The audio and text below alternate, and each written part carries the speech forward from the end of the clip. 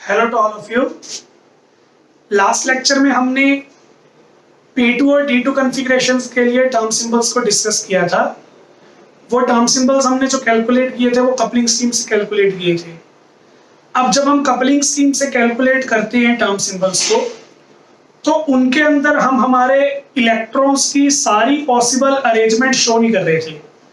जैसे सपोज करो मैंने आपको P2 कॉन्फ़िगरेशन के लिए टर्म सिंबल करवाई थी, तो उस P2 कॉन्फ़िगरेशन के अंदर मैंने दो इलेक्ट्रॉन्स को सिर्फ पहले दो ऑर्बिटल्स में प्लेस कर दिया था, वो भी सेम स्पिन की तरह। तो ये ओरिएंटेशन पॉसिबल है, लेकिन ये सभी टाइप की ओरिएंटेशंस को एक्सप्लेन नहीं करता। फॉर एग्जांपल मैं आपको बोलता हूं कि ये जो दो इलेक्ट्रॉन्स हैं वो इन p ऑर्बिटल्स में ऐसे भी आ सकते थे और ऐसे भी आ सकते थे, ये भी पॉसिबिलिटीज है। सिमिलरली मैं आपको ये बोल सकता हूं कि हो सकता है कि दोनों के दोनों जो है वो एक ही ऑर्बिटल में आ रहे हो और पेयर्ड हो, ये भी एक पॉसिबिलिटी है। अब आप कहोगे सर ये पॉसिबिलिटी तो हंट रूल को वायलेट करती है। बिल्कुल, ये वो जो पॉसिबिलिटी है ये हंट रूल को वायलेट करती है, बट स्टिल एक केस बन सकता है ना। तो हमने तो सिर्फ पॉसिबल अरेंजमेंट बतानी है, वो होंगे या नहीं वो बात की बात है। तो हमने जो टर्म सिंबल एक्सप्लेन किए वो सिर्फ इन्हीं कॉन्फ़िगरेशंस के लिए एक्सप्लेन किए। बाकी जो अरेंजमेंट्स हैं उन अरेंजमेंट्स के लिए टर्म सिंबल की कोई एक्सप्लेनेशन ही नहीं है। तो हमारे पास कोई भी एक कॉन्फ़िगरेशन है, जैसे हम यहाँ पे P2 कॉन्फ़िगरेशन ले रहे हैं, तो P2 कॉन्फ़िगरेशंस के जितने भी पॉसिबल अरेंजमेंट्स हैं उन सभी पॉसिबल अरेंजमेंट्स को डिफाइन करने वाले टर्म सिंबल्स हमें यहाँ पे बनानी है। तो जब हम सभी पॉसिबल अरेंजमेंट्स के लिए टर्म सिंबल बनाते हैं, उसके लिए जो डायग्राम हम यूज करते हैं उसे हम बोलते हैं पिजन होल डायग्राम। अब सबसे पहली बात ये आती है कि P2 कॉन्फ़िगरेशंस के टोटल कितने अरेंजमेंट हो सकते हैं, हमें ये पता होने चाहिए। फिर जितने अरेंजमेंट्स हो सकते हैं उनके लिए हमें पिजन होल डायग्राम बनाना है, और फिर वहां से हम टर्म सिंबल कैलकुलेट करेंगे जो सभी पॉसिबिलिटीज के टर्म सिंबल हमें बता देंगे। तो बहुत ईजी फॉर्मूला, मैथ्स वाले बच्चों को इनके बारे में बेटर पता होगा। परमुटेशन कॉम्बिनेशन हमने पढ़ा हुआ है, तो वहां पे हमें P2 कॉन्फ़िगरेशंस के अरेंजमेंट निकालने का फॉर्मूला मिल जाता है कॉम्बिनेशन के फॉर्मूला से। कॉम्बिनेशन का फॉर्मूला हमारे पास क्या होता है, n factorial r factorial n minus r factorial. इस फॉर्मूला को हम इस पे कैसे अप्लाई करेंगे, p ऑर्बिटल में मैक्सिमम इलेक्ट्रॉन्स आ सकते हैं 6 और हमने भरे हुए हैं 2, तो हमें फैक्टोरियल निकालना है 62 के लिए, सॉरी कॉम्बिनेशन निकालना है 62 के लिए। अब n की वैल्यू 6 है, r की वैल्यू 2 है, तो 6 फैक्टोरियल 2 फैक्टोरियल और 4 फैक्टोरियल। ये हो जाएगा 6 बाई 4 फैक्टोरियल 2 फैक्टोरियल 4 फैक्टोरियल, 2 से 2 कैंसिल हो गया। टोटल हमारे पास आ जाएंगे 15 अरेंजमेंट्स। मैथ्स वाले बच्चों को ऑब्वियस समझ में आ गया होगा। मेडिकल वाले बच्चों को अगर समझ में नहीं आया तो कोई दिक्कत वाली बात नहीं है, बस याद रखो P2 कॉन्फ़िगरेशंस के 15 अरेंजमेंट है। याद रखने के लिए इसलिए बोल रहा हूं, दो ही तो कॉन्फ़िगरेशंस हैं, P2 और D2। P2 के 15 अरेंजमेंट है, D2 के 45 अरेंजमेंट है, 45 अरेंजमेंट है, बस ये दो ही वैल्यूज याद रखनी है। तो हमें ऐसे टर्म सिंबल्स डिफाइन करने हैं जिन टर्म सिंबल्स में मैं P2 के 15 अरेंजमेंट्स को रिप्रेजेंट कर सकूं। तो इन सारे अरेंजमेंट्स को रिप्रेजेंट करने के लिए जो टर्म सिंबल्स हम डिराइव करते हैं, उस डेरिवेशन को करने के लिए जो मेथड है हमारे पास, उस मेथड को हम बोलते हैं पिजन होल डायग्राम। तो आज बेसिकली हम डिस्कस करेंगे P2 कॉन्फ़िगरेशन के लिए पिजन होल डायग्राम। तो P2 कॉन्फ़िगरेशन के लिए पिजन होल डायग्राम कैसे बनाएंगे वो मैं आपको बताता हूं। सबसे पहले मैं आपको यह बता दूं कि हमें यहाँ पे मैग्नेटिक क्वांटम नंबर्स की वैल्यू को यूज करके पिजन होल डायग्राम बनाना होता है। जो हमारे 4 क्वांटम नंबर थे, principal quantum number, orbital quantum number, magnetic quantum number और स्पिन क्वांटम नंबर, तो उसमें से जो हमने थर्ड डिस्कस किया था मैग्नेटिक क्वांटम नंबर, उसको यूज करके हमें यहाँ पे पिजन होल डायग्राम बनाना है।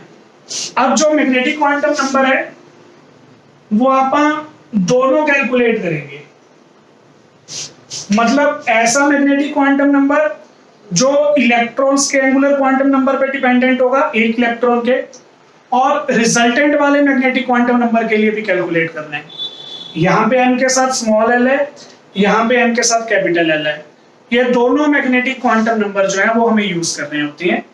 पहली चीज आप ये याद रखोगे पिजन होल डायग्राम को बनाते हुए।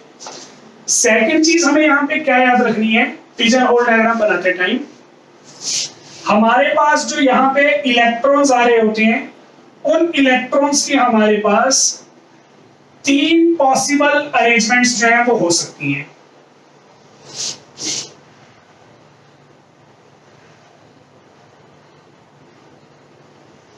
तीन पॉसिबल अरेंजमेंट्स कौन कौन सी होंगी?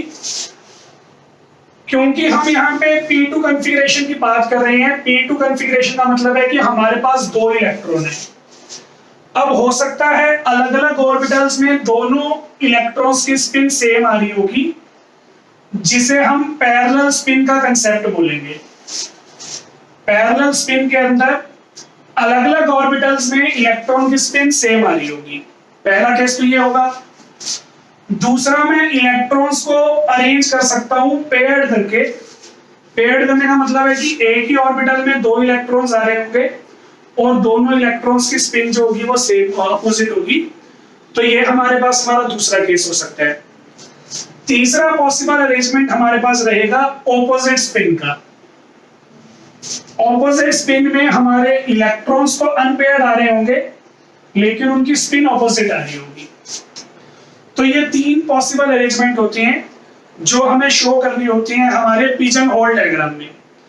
अब दिखने में तो ये 3 अलग अलग अरेंजमेंट है, लेकिन अगर मैं स्पिन वाइज कंसीडर करूं तो स्पिन वाइज ये 2 ही अरेंजमेंट हैं।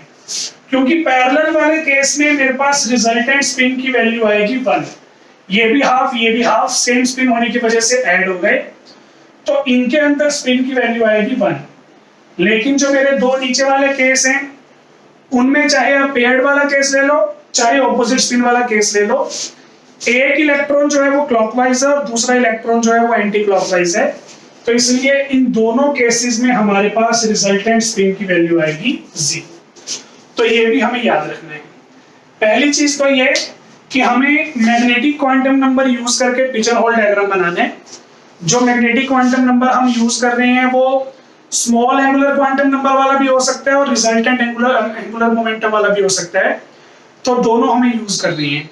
सेकेंडली, जो हम हमारे पिजन होल डायग्राम में इलेक्ट्रॉन्स अरेंज करेंगे, उन इलेक्ट्रॉन्स को अरेंज करने के हमारे पास 3 पॉसिबल केस हैं, पैरेलल स्पिन, पेयर्ड स्पिन और ऑपोजिट स्पिन। पैरेलल वाले में हमारे पास रिजल्टेंट स्पिन की वैल्यू 1 आएगी, पेयर्ड वाले में और ऑपोजिट वाले में हमारे पास रिजल्टेंट स्पिन की वैल्यू 0 आएगी, 0। तो ये हमारे पास हमारे पॉसिबल अरेंजमेंट हैं। इन्हीं को ध्यान में रखते हुए हम हमारे केसेस को पढ़ना स्टार्ट करेंगे, पिजन होल डायग्राम को बनाना स्टार्ट करेंगे। अब पिजन होल डायग्राम बनाना कैसे है उसके बारे में मैं आपको बताता हूं।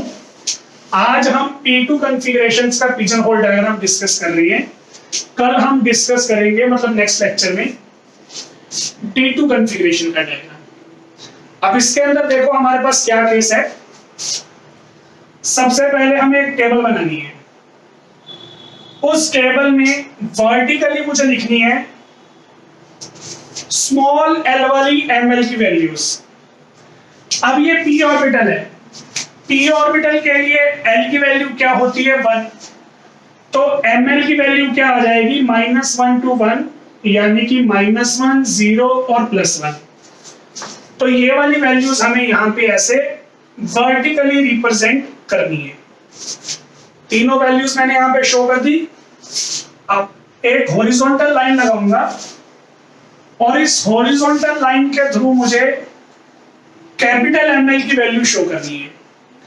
कैपिटल ml की वैल्यू मैं कैसे शो करूंगा, देखो तीन केस हैं। पहला केस है पैरेलल स्पिन का,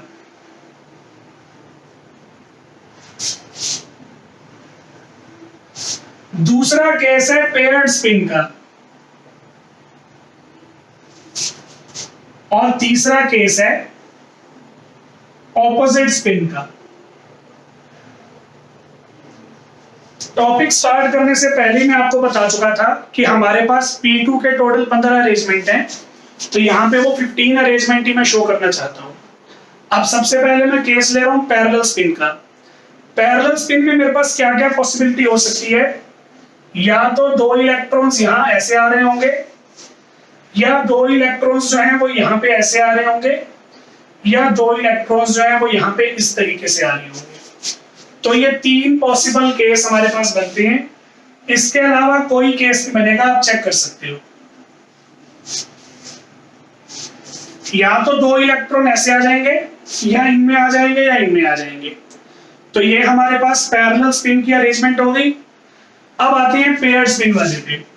पेयर्ड वाले में या तो दोनों इलेक्ट्रॉन जो है वो -1 वाले में आ रहे होंगे, या दोनों इलेक्ट्रॉन जो है वो 0 वाले में आ रहे होंगे, या दोनों इलेक्ट्रॉन जो है वो +1 वाले में, सॉरी एक +1 था एक -1 था, या दोनों इलेक्ट्रॉन जो है वो +1 वाले में आ रहे होंगे। तो ये हमारे पास हमारे पेयर्ड स्पिन के तीन केस बन गए। अब लास्ट हम आ जाते हैं ऑपोजिट स्पिन पे। ऑपोजिट स्पिन में इसको क्लॉकवाइज शो कर देता हूं और इसको एंटी क्लॉकवाइज, मतलब अरेंजमेंट तो सेम यही आएंगे, बस एक इलेक्ट्रॉन क्लॉकवाइज शो करना है और दूसरा एंटी क्लॉकवाइज, क्योंकि मैं ऑपोजिट स्पिन की बात कर रहा हूं। सिमिलरली ये वाला केस, एक क्लॉकवाइज और एक एंटी क्लॉकवाइज, और फिर हमारा थर्ड केस था ये वाला, एक क्लॉकवाइज और एक एंटी क्लॉकवाइज। ये हमारे पास हमारे अरेंजमेंट आ गए। काउंट करते हैं कितने टाइप के अरेंजमेंट है। 1 2 3 4 5 6 7 8 9, टोटल मैंने आपको 9 टाइप्स के अरेंजमेंट शो कर दिए। पर अभी तो मैंने बोला था 15 टाइप के अरेंजमेंट है, तो उसमें कोई दिक्कत नहीं है। जो 15 हमारे अरेंजमेंट्स थे उनमें से कुछ अरेंजमेंट इक्विवेलेंट हैं, मैं प्रूव कर देता हूं। जैसे मेरे पास ये वाला केस था, अब मैं आपको ये वाला केस भी तो रिप्रेजेंट कर सकता था। अपवर्ड स्पिन बजाने की बजाय दोनों की डाउनवर्ड स्पिन दिखा दूं, मतलब मुझे पैरेलल स्पिन दिखानी है, तो वो पैरेलल स्पिन तो क्लॉकवाइज भी हो सकती है, एंटी क्लॉकवाइज भी हो सकती है। पहले मैंने आपको क्लॉकवाइज दिखाई थी, अब मैं आपको एंटी क्लॉकवाइज दिखा रहा हूं। एंटी क्लॉकवाइज के कितने केस हैं? 3। क्लॉकवाइज के कितने केस हैं? 3। और दोनों में स्पिन की वैल्यू क्या आएगी? 1 आएगी। इस वाले में -1 आएगी, पर मैंने बोला था कि नेगेटिव नहीं आ सकती, तो मोड़ ले लो। तो इस केस में स्पिन की वैल्यू 1 आएगी इन तीनों अरेंजमेंट्स में, और जो अरेंजमेंट मैंने पहले शो किए थे उनमें भी स्पिन की वैल्यू सेम आएगी। तो ये वाली हमारी रिप्रेजेंटेशन इक्विवेलेंट है, इसलिए मैं इनको दोबारा रिपीट नहीं कर रहा। तो एक्चुअल में मैंने यहाँ पे 3 अरेंजमेंट दिखाई हैं, लेकिन यहाँ पे 6 अरेंजमेंट्स हैं। 6 कैसी हैं? 3 तो ये पैरेलल वाली जिसमें स्पिन क्लॉकवाइज है, और 3 फिर से पैरेलल वाली जिसमें स्पिन एंटी क्लॉकवाइज होगी। तो टोटल मैंने यहाँ पे 6 अरेंजमेंट शो किए हुए हैं। सिमिलरली हमारे पास ये वाला केस, अब इस केस में एक इलेक्ट्रॉन जो है, नीचे वाला इलेक्ट्रॉन, वो मैं क्लॉकवाइज शो करता हूँ, ऊपर वाला एंटी क्लॉकवाइज शो करता हूँ। इसको उल्टा भी तो कर सकता था, इसको क्लॉकवाइज की जगह एंटी क्लॉकवाइज शो कर देता हूँ, और इसको एंटी की जगह क्लॉक कर देता हूँ, सेम बाकियों में। तो 3 अरेंजमेंट मैंने आपको पहले बना के दिखाए हुए थे, 3 ये बन गए। यहां भी टोटल कितने अरेंजमेंट हो गए? 6 अरेंजमेंट्स हो गए, 3 + 3। तो 6 अरेंजमेंट यहां हो गए, 6 यहां हो गए 12, 3 यहां हो गए 15। P2 कॉन्फ़िगरेशन के total 15 arrangement pigeon hole diagram में हमने रिप्रेजेंट कर दिए। इसमें हमारे पास ये वाला जो केस है, इसमें स्पिन 1 आती है, और इन दोनों केसेस के अंदर स्पिन की वैल्यू जो है वो 0 आती है। तो ये हमारे पास हमारा पिजन होल डायग्राम बन गया। अब इसमें रह गई है कैपिटल ML की वैल्यूज। कैपिटल ML की वैल्यूज मैंने आपको नहीं बताई थी, तो वो देखो बहुत ही इजी है P2 कॉन्फ़िगरेशन के लिए। पहले वाला केस देखो, ये वाला केस, एक इलेक्ट्रॉन आ रहा है -1 में, एक इलेक्ट्रॉन आ रहा है 0 में, दोनों को ऐड कर दोगे तो हमारे पास आ जाएगा -1 + 0 -1। तो ये ml की वैल्यू आ गई। और अगला केस है, यहां पे -1 में 1 है, +1 में 1 है। -1 में 1 +1 में 1, तो हमारे पास हो जाएगा -1 और +1 0। थर्ड केस क्या बन रहा है, एक इलेक्ट्रॉन है 0 में, एक इलेक्ट्रॉन है +1 में, तो +1 और 0 क्या हो जाएगा, 1 हो जाएगा। तो ये हमारे पास पैरेलल स्पिन के लिए कैपिटल ml की वैल्यूज आ गई। सिमिलरली इसके लिए भी निकाल लेते हैं। अब पेयर्ड स्पिन है, दोनों इलेक्ट्रॉन -1 में आ रही है। पहला इलेक्ट्रॉन भी -1 में, दूसरा भी -1 में, क्योंकि पेयर्ड है। दोनों -1 में आ रहे हैं तो -1 + -1 -2। यहां पे दोनों इलेक्ट्रॉन 0 में आ रहे हैं, 0 + 0 0। यहां पे दोनों इलेक्ट्रॉन +1 में आ रहे हैं, +1 और +1 +2। तो ये हमारे पास पेयर्ड स्पिन के लिए कैपिटल ml की वैल्यूज आ गई। फिर ऑपोजिट के लिए, पैरेलल और ऑपोजिट में अरेंजमेंट तो सेम है ना, बस इलेक्ट्रॉन की स्पिन चेंज है, इसलिए आंसर भी सेम आएंगे, -1 0 और 1। तो मतलब आपने पैरेलल वाले आंसर निकाल लिए, वही आंसर आपके ऑपोजिट के होते हैं। और पेयर्ड के अंदर हमें सिर्फ 2 वैल्यूज को ऐड करना होता है। पेयर्ड के अंदर नोट करना, कभी भी ऑड आंसर नहीं आएगा। 2 0 दोनों इवन आ रही हैं। D2 में भी यही होगा, ऑड आंसर नहीं आएगा। पेयर्ड वाले में हमेशा इवन आंसर्स आते हैं, तो वो जब आप D2 करेंगे तब देख लेंगे। ये हमारा यहाँ पे P2 कॉन्फ़िगरेशन के लिए पिजन होल डायग्राम जो है वो कंप्लीट हो गया। अब पिजन होल डायग्राम हमारा कंप्लीट हो गया है, तो नेक्स्ट अब हम इसके अंदर कैलकुलेट कर लेते हैं कुछ बातें, यानी कि टर्म सिंबल्स कैलकुलेट कर लेते हैं। जैसा मैंने बताया था कि वैसे ये 3 केस हैं, पर स्पिन के अकॉर्डिंग हमारे पास ये 2 ही केस होते हैं, तो हम यहाँ पे स्पिन के अकॉर्डिंग ही काम करेंगे। अब ध्यान से देखो, for spin is equal to 1, spin की वैल्यू जब 1 है तो ml की वैल्यूज क्या आ रही हैं, -1 0 और 1। ml की ये वाली वैल्यूज कब आ सकती हैं, जब l की वैल्यू 1 होगी। मैंने बताया ना, जो हमारे पास ml होता है, ml का फॉर्मूला होता है -L2 + L। तो -L2 + L में हमारे पास आंसर आ रहा है -12 + 1। ये तभी पॉसिबल है जब L की वैल्यू 1 हो। तो स्पिन 1 के लिए ml की वैल्यू आ रही थी -1 0 1। ये तभी पॉसिबल है जब L की वैल्यू 1 हो। तो स्पिन की वैल्यू मिल गई, L की वैल्यू मिल गई। पैरेलल वाला केस, अब ध्यान से देखो, for S is equal to 0, जब रिजल्टेंट स्पिन 0 आ रही है, इसमें हमें ये दोनों केस लेके चलने हैं। तो ml की वैल्यू आ रही है -2 0 + 2 -1 0 और 1। मतलब स्पिन 0 के लिए मैंने दोनों केस इकट्ठे ले लिए, तो दोनों की ml की वैल्यूज भी इकट्ठी कर दूंगा। तो ये मेरे पास दोनों की ml की वैल्यूज आ गई। अब इसमें ध्यान से देखो, इन वैल्यूज को मैं रीअरेंज कर रहा हूं। रीअरेंज करके देखो क्या बन जाएगा, -2 -1। जो यूज कर रहा हूं मैं वो काट देता हूं ताकि समझ में आ जाए। -2 -1 0 1 2। तो 6 वैल्यूज थी, 6 में से 5 का सेट मैंने यूज कर लिया। इन पांचों के लिए L की वैल्यू क्या आ रही है, 2 आ रही है। अब ये पांचों वैल्यूज यूज करने के बाद एक 0 वैल्यू बच गई, तो इस 0 वैल्यू का अलग से सेट बनेगा ml इज इक्वल टू 0। और ml की वैल्यू 0 कब आ सकती है, जब L हमारे पास 0। तो S0 के लिए एक हमारे पास आ गया L2, और S0 के लिए एक हमारे पास आ गया L0। तो कुल मिला के हमारे पास ये केस बन गया। S की वैल्यू 1, तो उसके लिए L की वैल्यू भी 1। S की वैल्यू 0, तो इसके लिए L की वैल्यू 2 भी आ रही है और 0 भी आ रही है। अब S की वैल्यू 1 है, L की वैल्यू 1 है, टर्म सिंबल बना दो। इसमें आप J कैलकुलेट भी करेंगे। S की वैल्यू 1 है तो स्पिन स्टेट आएगी 3, L की वैल्यू 1 है तो उसके लिए P, S की वैल्यू 0 है तो स्पिन स्टेट आएगी 1, 2 का मतलब है D, 0 का मतलब है S। तो ये तीन टर्म सिंबल आ गए। ये तीनों टर्म सिंबल P2 कॉन्फ़िगरेशन के 15 अरेंजमेंट रिप्रेजेंट करेंगे पिजन होल डायग्राम। तो ये इतना बड़ा डायग्राम आप क्यों बनाते हो? इन वैल्यूज को ऑब्टेन करने के लिए। तो ये हमारे पास हमारा पिजन होल डायग्राम है। हो सकता है कुछ एक डाउट्स रह गए हो, कोई दिक्कत नहीं है। नेक्स्ट हम डिस्कस करेंगे D2 कॉन्फ़िगरेशन के लिए, और आई होप D2 कॉन्फ़िगरेशंस में आपके सारे डाउट्स जो है वो क्लियर हो जाएंगे। फिर भी अगर इसमें कोई प्रॉब्लम हो तो आप मुझे बता सकते हो, मैं आपको वो प्रॉब्लम सॉल्व करवाने में पूरी हेल्प करूंगा। तो D2 कॉन्फ़िगरेशन का पिजन होल डायग्राम डिस्कस करेंगे नेक्स्ट लेक्चर में। Thank you.